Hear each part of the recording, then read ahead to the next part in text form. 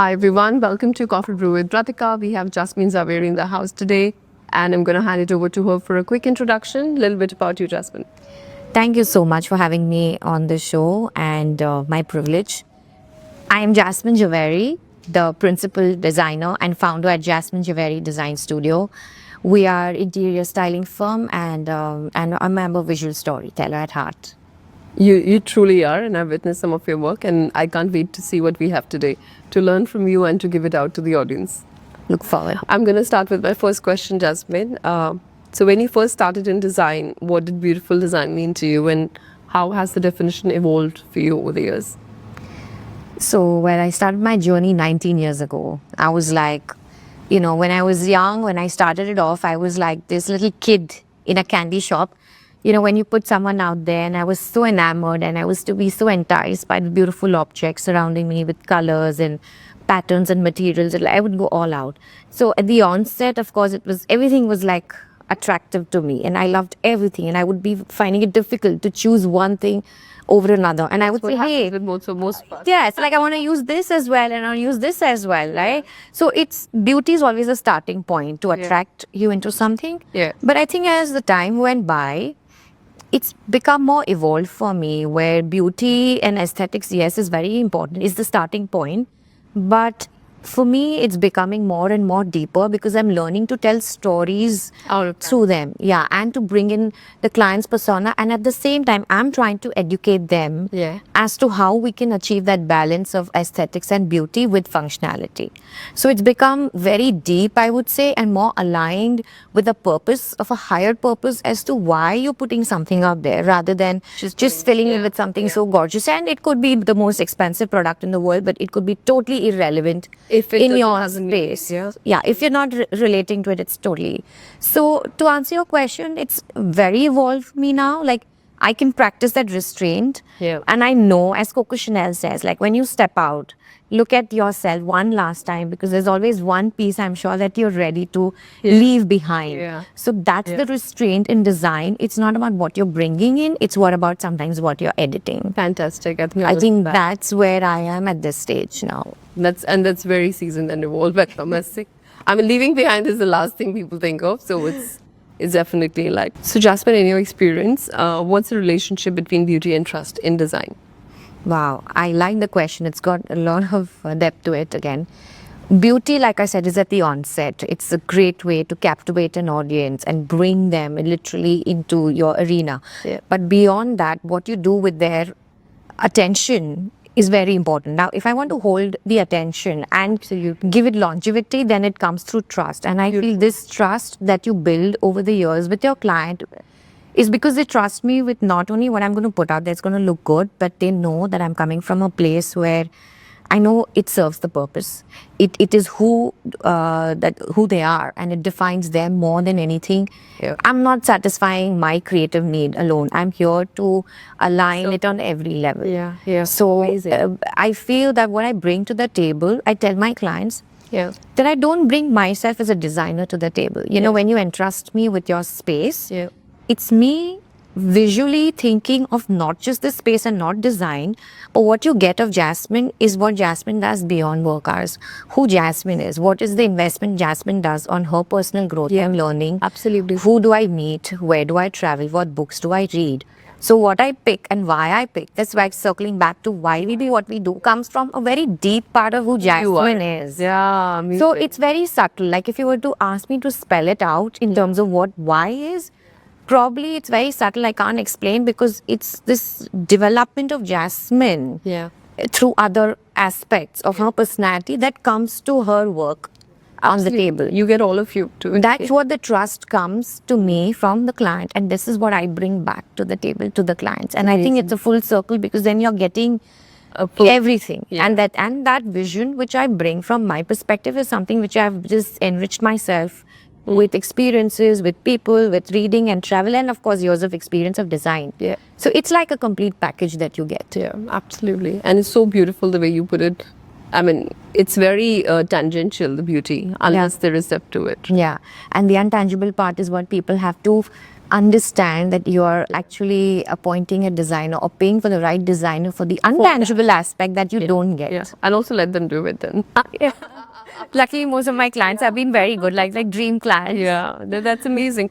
No, I think it's a lot about what you bring to the table. As I said, if you're offering all of you and all of what you've learned, the client can see it and they can Yeah. feel it, and they know that I cannot do it better than this person. So let her take care of it. And I think that's the trust you gave. Right. Thank you for answering that. And how do you think cultural perspectives influence your definition of too much or too little? Like, have you ever had an enlightening cross-cultural experience with a client or a project? And would you like to share something? Yes, I do, because I have styled a lot of homes in India in the last so many years, and I've been privileged enough to style a home in Amsterdam, London, and Hong Kong. Lovely. Which One- is an absolute cross. Totally, Culture. very diverse, yeah. Yeah. So in Amsterdam, I realized that while in India, we love to layer a lot of stuff, we want to use opulent, rich textures, deep, bold colors. Well, in Amsterdam, it was totally different, right? They want their minimal pieces and they go for a lot of modern minimalism. There was a lot of the Dutch blue that came into the influence in clients' homes. That's what I think of when I think of them. Yeah. Yeah, so when they did a piece, like I saw this abstract art by a local artist, we had gone to the fair for this home in Amsterdam. And to me, it just looked like a Ganesha shouting out. But the client is like, okay, I don't see it like that. But I said, yeah, to me, it looks like a Ganesha, but I'm all for it because it was just pastel. And I think it just brought that my cultural bit to it in my perspective. And yet I could use the colors and refine my own taste to bring it to the perspective Beautiful. from the client's end. So in that sense, yes, there's a lot of mix when you're doing, different places. But I feel also in today's day and age where the world is one and we are all at a global Yeah, it's a melting level, pot, right? Yeah. it's like everyone's, I think, in a way on the same page because we're all connecting because of social media and the internet. We're all so much in sync with what we are talking and we just get it. So I think it's kind of melting, like the differences are melting. It's just the nuances that you can bring in very subtly. Yeah. And rather than being influenced by the socio-economic or the geopolitical background, it's more about the people now. And it's about who you are, what story you want to tell. But do you see a lot of clarity in your clients when they come to you? I mean, do they really know? What's the where's the weight lying? Like, do they know what? Or are they very inclined by their own culture? They want a different, like someone in Jaipur making a home, right? Would they rather ask you to give them a very New York condo sort of a look versus someone in New York asking for something very traditional? How's it going for you so far? Well, see, when I come into the project, the framework is kind of defined, right? The design language is set because I don't initiate from the beginning where the material board is to be defined by me. So yes, if there is a bare home or a bare space like an office or commercial premise, I start from furniture. So everything from furniture to the drapes to the soft furnishings, then layering with art and carpets and the decor. But more or less when you see the space and you see the clients and you see their lifestyle, you know which way you're going to go. So where example, say in a Jaipur, a client does come to me and say, I want the New York vibe.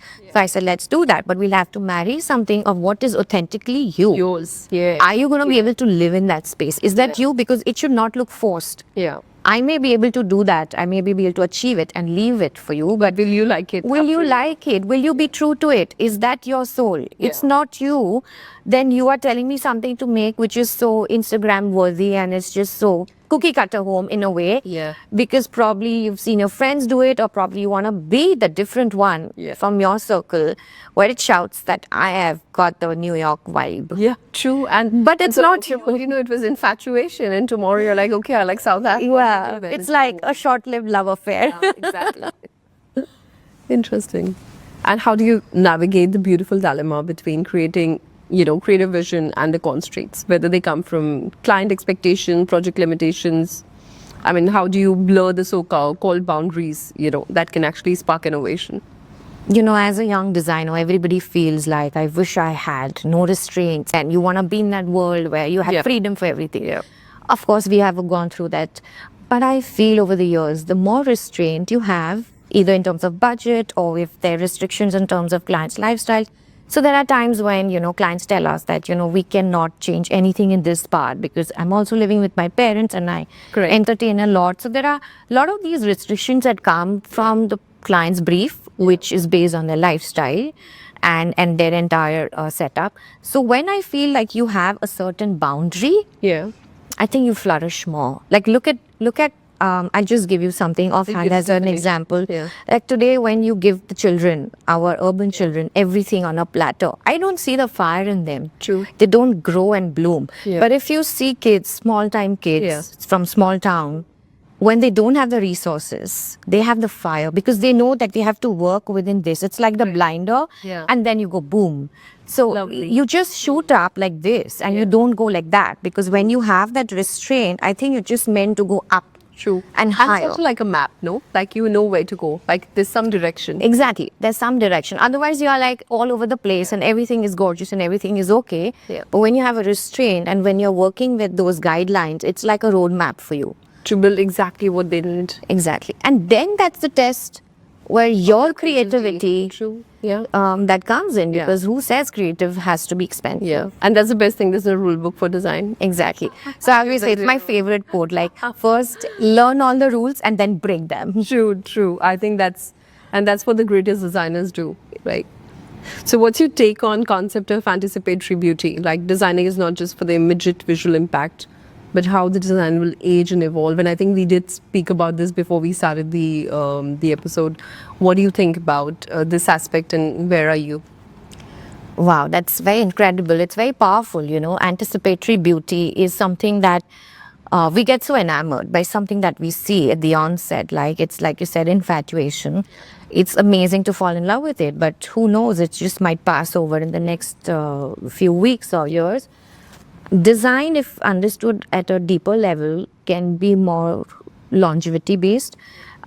If you understand the materials, how it's going to age over time, what are the pieces that I'm adding, what are the layering that I'm trying to create, how am I making it in a way versatile for the client to give them the power to say, I can juggle things in my own way and I'm I not can have making a it so perfect- fixed. Yeah. So I want them to have that space and the freedom Yeah. to say, I want to bring in a little bit of my personality. So recently when I was in Tallinn a couple of months back and I interacted with somebody very interesting who spoke about human design and I spoke about mindful design. And we said, this is exactly like I'm a person who's more warm and I would like if there is, my bed is pushed to the wall and I wouldn't want in my bedroom if the bed is just freestanding Yeah, as an island, and yeah. as an island and there is no like a support at the Yeah. back. So when you understand human design, you also try and understand how you want to design that space.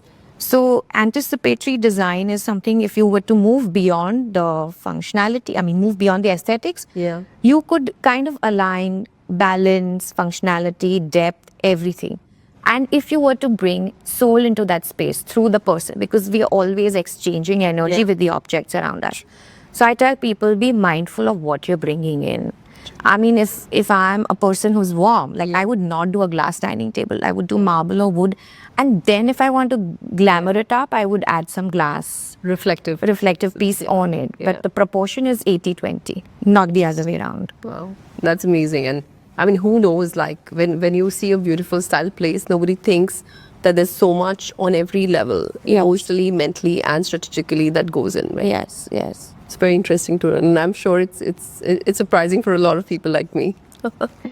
So looking ahead, how do you think your relationship with digital beauty will evolve, given that now we have AI and the world is totally going to be stormed by so much? So are we heading towards refinement or a return of raw authenticity? What do you think it's going to be? And it's something I've been thinking about a lot. Like I think ever since we've got the flush of AI everywhere and these brilliant tools which are making life much easier, I keep thinking there's like this term of raw authenticity is what's been, but it's a question to you, so I'll let you answer that. I want to know what you think on that.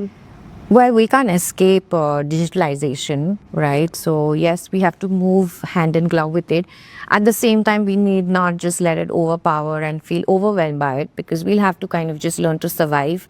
And not just survive, I think if you want to thrive, coexisting again would be like in a survival mode. I would say if you want to really thrive, embrace it, don't let it be overshadowing you or get it overwhelmed. But having said that, yes, today with augmented reality and digitalization and the renderings that we get, it's fantastic because it definitely gives you some stunning designs out there. But what would people crave more, I think, is returning to authenticity, returning to those imperfections, and I think people will love to understand what's the story behind everything that we design, because humans are meant to be living with stories. We engage with stories, right? So there's a certain a depth if there is a story and a meaning behind it. So yes, where digitalization is evolving and it's getting more refined, it also will bring back the need to be more authentic. Why? Especially we are more off screens. Yeah. The world is getting there. And if we enhance ourselves with these tools, I think we can balance both. Both, yeah. Because the human will never be devoid of the authentic, the human touch. Yeah, and I think it's similar to the Industrial Revolution, which happened, and there was so much machine made, and I believe it rather. I think going to our earlier point when you said when there are restraints, it gives you a better focus and better edge on it. The value for handmade is so much more now. Like we source from all over the world, all the pieces. And I know the charm of buying from an artist who's spent a month building this crazy wave ceramic artifact is something else. Like just to connect and the warmth you get. Like someone went, bought that wood, shredded it all and, created something spectacular. Yeah. That will gain much more value, I think. And I do hope that it happens. I'm sure we humans are not capable of living in just a very outer crust world. The depth is very important. Yes. I think it's coming back, right? So I think luxury, another word for luxury is just becoming synonymous with handmade. Handmade, right? Yeah, it is. And definitely when you're connecting with someone's energy vis-a-vis a machine, it's that person's energy and the vibration that's gone into that piece, and that piece is now a part of my home. Yeah. So yes, there's so much of exchange of human energy through objects, and it can transcend over time. That's the most beautiful part. Yeah, and I think it's a little off the question I have really, but to this conversation, I really feel. Do you feel sometimes it's like we're like a collective conscious? Someone's building that piece. I'm probably selling it, or I'm putting it in my home, and it's adding so much value and beauty to my space or my life. And our homes are literally where we spend most of our lovely and relaxed time, right? So, isn't it like such a one place for the world to come together? Yeah. Someone's selling it, someone's designing it. You someone's open the building it. Pandora's box for me. Yeah, this is like a conversation which I can have for an hour, but we should do yeah, totally. A sequel to this. You should, yeah. And now this brings me to a rapid fire round, and you have to be quick, and let's see how you do. Sure. So if authenticity and beauty were to arm wrestle in design, metaphorically speaking, of course, which one would you secretly root for and why? Authenticity. I thought so. I guess your answer. Complete the sentence. Clients who say make it pop should be. You can skip it if you want, if you think it's. I'm just blank. Okay. What's the design equivalent of putting pineapple on a pizza? This only you can answer. Blasphemic. Okay. AI just made the perfect design. Are you threatened or relieved? Relieved. It's a tricky question, huh? Okay, fill in the blank. Beauty without dash is like a joke without a punchline. Beauty without depth, I would say. Beautiful. Thank you. Perfect. You were good and you were really fast other than one. Thank you so much. I don't know. I was like off. Maybe it'll come to me like an epiphany, when I'm like dinner time or something in the shower. And it's good. I'm happy you'll have a remnant of this conversation with you. Thank you for being with us on the show, Jasmine. Thank you so much. Thank you. It was really a fun conversation, and look forward to many more. Likewise. Likewise, Vartika. Thanks everybody for watching. And now I'm going to ask Jasmine to quickly sign the mug for us. We have a customary signing. Oh, lovely. I would want you to quickly. This is coffee at Maze Aussie. Yes, coffee at Maze Aussie. All right, there you go. Thank you. Should I sign it here? Yes, on the opposite side. Here.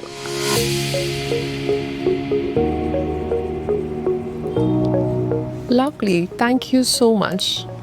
Thank you. Thank you.